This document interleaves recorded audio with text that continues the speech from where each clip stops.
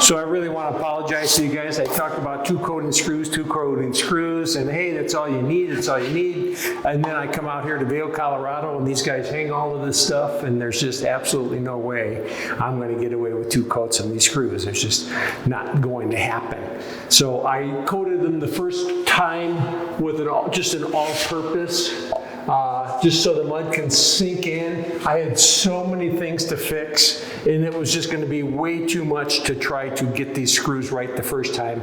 So I went through very quickly and just spotted them, but even quickly wasn't the right word. I think it took me almost 3 hours to spot all the screws in this place because there are a gazillion of them. There's a screw, there's a drywall inspection here, and everything has to be just screwed to death. So now that I've put the first coat on, I'm going to just coat very tightly with the second coat of this is the topping. This is Hamilton's topping. So I'm just going to coat very tightly with that. But if you see, because of my first coat, I'm able to do the second coat very easy. And it doesn't matter if I don't cover the first one at all, because they're both pretty tight coats. It just doesn't matter. The third coat, though, is going to be with thin mud, and it's going to cover the entire surface of what I have here. So I apologize, guys. There are times where you have to 3-coat. Back in Illinois, I would have had 3 screws in this field. 1, 2, 3. This would have been all glued, and if you can't get it right the first time, there's something wrong with you. But I'm only dealing with 3 screws, not 3, 6, 9, 12, 14, 16, 18, 21. My gosh, there are more screws in this room than I do in an entire house in Illinois. So I want to show you something else too. This is called American Drywall. This is called American Drywall. And this wall has not even been touched. And look at it. It looks like it was ground down with sandpaper. And guys, it hasn't been touched.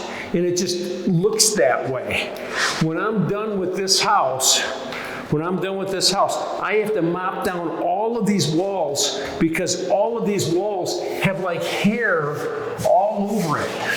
And it scuffs so easy. I don't know what's going on with this, but USG Drywall does not do this at all. It does not. I mean, you would have to hit that wall with 80 grit paper and grind it like this in order to get that wall to look like that. I'm not a fan of this drywall. It's called American Drywall. It's manufactured not far from here, but the slightest little thing and it scuffs and it nicks and it dings. The face paper of this is so soft. I don't know what's going on with it. I really don't. The fact that there's no humidity here, but my angle sure didn't dry overnight. When I tape this thing, we'll see. I'm using completely different drywall and completely different mud than I'm used to. See how it goes. Have a good day. Hey, if you really like my videos, subscribe. And if you really, really like them, please just share them with somebody else. How do you like my new t-shirts? And you know, you also might want to check out these other videos that are playing right down here right now. So just click on them. All right, subscribe. Have a great day.